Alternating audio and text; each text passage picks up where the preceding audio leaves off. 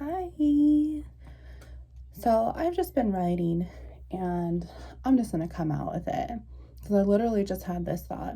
Why can't we love God diversely? So thank you for stopping by. I hope that you stay. Open up your heart space, please, to receive this message that's just been coming out of me. So why can't we love God diversely? Why can't we love him in such a different way and still be seen as great? They still love God. Great, they put our Father first, or amen, Jehovah reigns. It's all about your expectation not being met because you hold yourself to these standards. And they don't, especially to your self-granted sense of entitlement. You cannot control their behaviors, and their faith is not your 20-minute argument to participate in. What you can control is your behaviors. How you are seeing yourself from the inside out as their reflection doesn't mesh well with your own. And that is a you problem. So why can't we love God diversely? Well, I have an answer for you. Ego. Narcissism. You've made it about you. You never made it about him. You've made it about he who shall not be named. And I know that sounds churchy, but that is your narcissistic trait, casting judgment upon me, and that is not fair, which is also a sin, and I don't want that for you. If you cannot physiologically resonate within positively, within the universe, the air around you, your flesh, wherever you go, then you are automatically resonating within negatively with the universe. And if you weren't, you wouldn't be breathing. So are you catching on? If it's not positive, you're negative. Vicious generational cycles taught of we do 3D my way in this family or no way. And y'all know I'm not just talking about your man-made religion. And then I would be talking about the vicious generational cycles taught of we do 5D plus my way in this family or no way. And I do need to bring that up because it's just as important. The toxic, controlling, narcissistic villain at the top of your family line. Just think, just for a second. Oh, light bulb. You know who it is because everybody knows who it is, right? Which polarity are they resonating with, you wonder? Their energy has resonated for so long, continually, to be able to allow negative entities by way of he who shall not be named himself, as he consistently over and over and over fuses inside of you with that same energy. I've casted out demons myself just from discovering my 5D plus alone and through grace. I never believed in it either, but here I am and here we are. I want to put a banner up that says, I have my own relationship with God and I don't participate in threesomes. I want to wear a button that says, I'm sorry, did you ask my opinion on how you should love your Father? I want to see the back of a shirt that says, my spiritual consequences will be better than your spiritual consequences. # sorry, not sorry.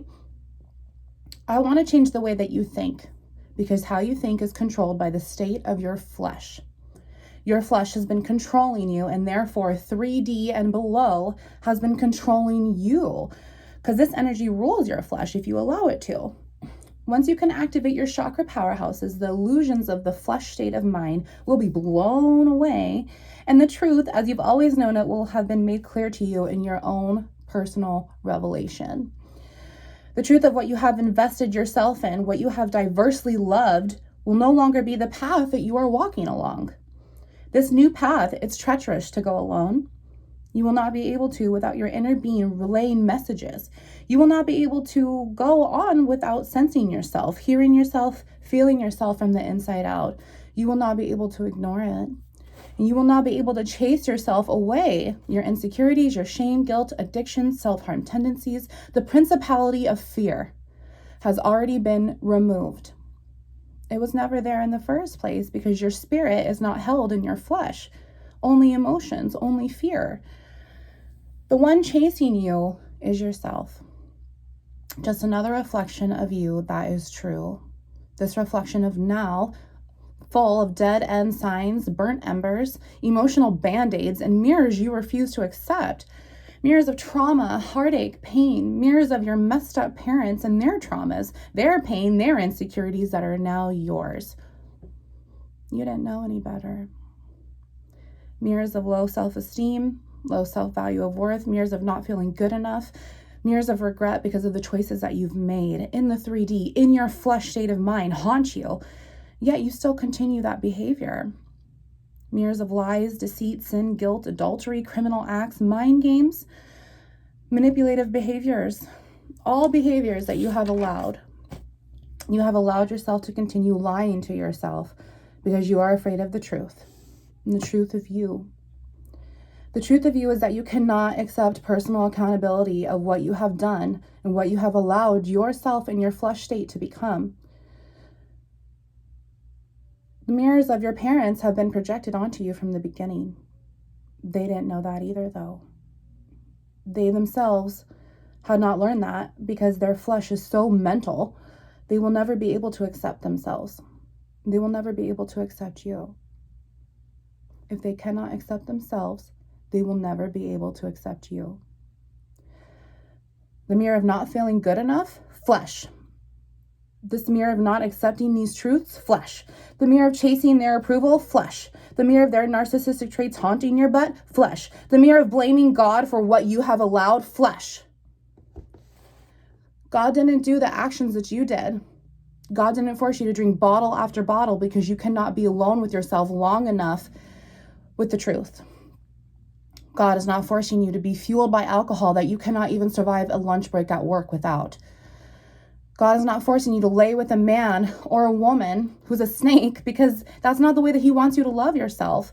God is not forcing you to live trauma after trauma after trauma, spiritual ejection after spiritual ejection after spiritual ejection, because you have chose that for yourself with your behaviors.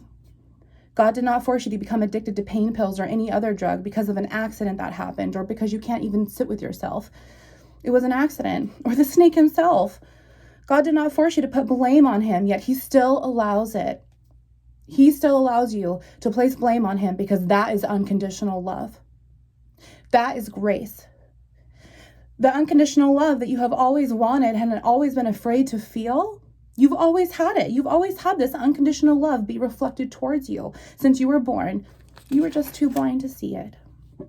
You've been too blind to see all the ways that you have been loved diversely by him, with him, and through him. He's factored in every single wrongdoing of yours, every single wrong decision that you've made in your flesh state, fueled by negative energy or entities, the negative intentions harbored inside, taking over your heart space. That is not what he created your heart space for. He's protected you without question because you are his child. He's been watching out for you ever since your adult influencers failed him too. He's been the nice guy who finishes last as he observes you steal from yourself to make another person whole. As you lay with the snake who just takes and takes and takes. He's been watching you as you cry on the floor over this masculine or over this feminine who you allowed to break your heart. You allowed this heartache over and over and over. Yet God has loved you through that. He's loved you through all of it. He never picks and chooses his absorbers because they already resonate. They have already been shown his diverse love and they have accepted it. He picks and chooses because he is mining those who can make his love more of a profit for him. He has loved us in all of our masks, the masks that we hide under the true pandemic within us all from God's point of view. He has loved us through each and every single time we have sinned.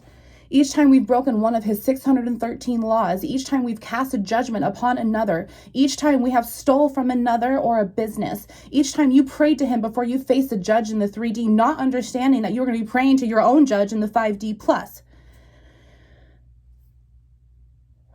Each time you sent nude photos or participated in a sexual act due to worldly matters or money. Each time you turned your back on yourself and others, each time you woke up and were and still not grateful because you have not yet had a clear opportunity of grace. You have not been able to clearly grasp it. Each time we've lied to ourselves and another to the mirror. Each time we thought we could lie to him, he has loved us. He has loved us so diversely in his master plan that of course he would forgive us diversely. He's loved me even when I didn't love myself. He's loved me when I spent the first 31 years of my life phased out internally, this toxic Alzheimer's of who I truly am and was, rising and floating above, waiting for me to make a clear path to join him. He's loved me when this devotion, my unconditional love, my self-investment of my heart in its truest place, loved the snake energy himself for 4 to 5 years in a man that I couldn't trust. He's loved me while he showed me truths of myself. I heard the lies merge into thin air off of this man's lips as I saw nothing but love in his eyes. He's loved me when I continued to trauma bond, which is a CPTSD coping mechanism that is not healthy. He saw me trauma bond to my twin flame and whoever else I would fill my cup up by loving them, even if I was balanced or not. He's loved me when I didn't love myself. So why can't we love God diversely? He's loved us through every diverse excuse we could come up with as we searched our flesh state of mind. He's loved us when earthly matters, rules, stipulations, ego-driven mandates have tried to knock his children down. But he says, I'm here to help you get back up. He says, I love you for every reason you are not shown positive, healthy, constructive love, and then some. He says he loves you so much that when your light, your flame that's supposed to fuse with his energy cannot be found, he still finds you. God has loved us unfailing, uncomparably through it all, and he has created us diversely because he himself loves diversely. He loves us so much, he provides the key, the Messiah, to cut us through our backbone spiritually, to wind us up, and then to set foot forward by his grace alone. He loves us so much, he does not see us as slaves at any given point in his calendar. He's loved us as we've been slaves to others' egos, others' denial of narcissism. As we've been slaves to our own flesh, weak is the first word and strong is never used because we cannot deny ourselves. So why can't we love our truthful, faithful, accepting Father, our God, when we have blamed him? Why can't we love God so diversely because we expect anyone in the 3D to love us for who we are? Why can't we make loving God so diverse? It is not about rules, slavery, stress, fear, burdens, consequences, the game, without singling anyone out for what they believe. Why can't we just make it about loving God and loving Jesus? Why can't we just make it about them? Not what your toxic family expects, not what your toxic church expects, and not what the toxic chief of the House of White expects. He's loved us so much, he sent Jesus onto earth just to die so we could have this place that we still take for granted, whether it's 3D here on earth or 5D plus in our heart space. He's loved with such an inspiring love. I cannot afford to not love him diversely any way I can through anyone that I can. I hope that you can reflect back on all the ways that God has loved you as you are trapped in your flesh state. I hope that when you begin to grieve your behaviors towards yourself, towards others, and towards God, you remember that grief is just love with nowhere to go. The love cannot be received, therefore it is rejected back at you, and it becomes heavy. It's because that is how we harbor emotions, negative energies, and entities within our flesh, not our spirit. I hope that when you begin to experience grief over yourself, you think about what you've never ever dared to think about yourself. How much God diversely loved you, even when he was experiencing his own grief by the loss of you. You had the falling out with God. He never once has fallen out of love with you. He never once has turned his back on you. The poor choice of heart space is what keeps him away. Your heart space, not his. Just imagine how much he could love you diversely through spirit. Just imagine what kind of love he has in store for you, as undeserving as you are, as we all are. He still accepts you for you as diverse as you are because there is no one else that's just like you, sweetheart. And you want to be accepted, right? But the only one that's not accepting you is you. You have your whole spiritual state waiting, your whole spiritual self to be diversely loved too, from the inside out. The kind of love that you've been dying for, although the Christ has already proved it to you.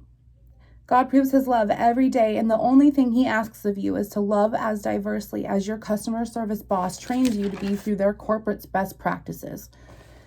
God has also proved his love for us in a very important, inspirational way. He's been consistent as our Father, as a true mentor that does what he says he is going to do. You want to know how I know? His love is patient. His love is kind. His love is envious, and his love is boastful and proud because that's his job. His love is not rude only when you've invested love in your own self-seeking behaviors and not seeking him. His love is easily angered. His love is grieving, yet he still loves us with a record of not being guilty. His love rejoices in our truths because he don't even give evil the time of day because he's focused on you. His love is your protection, his shield. His love trusts in you even after you failed him 1,000,000 times and will continue to fail him 1,000,000 more. His love is hopeful in his children because we are to love just like him. He has loved us with such an intense offering of perseverance we could never, ever compare. His love never fails. His love never fails, even when the love in the world has failed us. His love in our spirit has never failed us. His love prophesies onto us, within us, around us, because all evil fear is gone. He took it away, all imperfections that you unknowingly allowed yourself to carry. His love is valuable and perfect. You will see it as it is revealed to you in the mirror. What was once poor will now be rich because the devil himself treated your heart as trash when the Master Creator, Father Heaven and Earth, sees it as treasure. What was once so incredibly heavy will now be refreshing because your spirit is finally physiologically fusing with the valley in your heart space. Jesus coming in like a dog to sniff every corner, every crack, every chamber, every trauma, every now healed scar, every now owie healed, every part of you. So he knows what territory he is taking over. Then you will see. And then you will know that what he's depositing into your heart space is faith and hope. So you will never allow your flesh to trick you into doubting love ever again. 1 Corinthians 13:4-13. Thank you so much for watching. I'm completely emotional because I was saved on 4:4, and I know this love. And there is nothing more that I want in the world to change the way that you think so you can know this love too. Please drop a comment below. I would be so honored to pray for you today, genuinely from my heart space to yours. Thank you so much, Jehovah. I'm here for you. I love you. Wounds into light.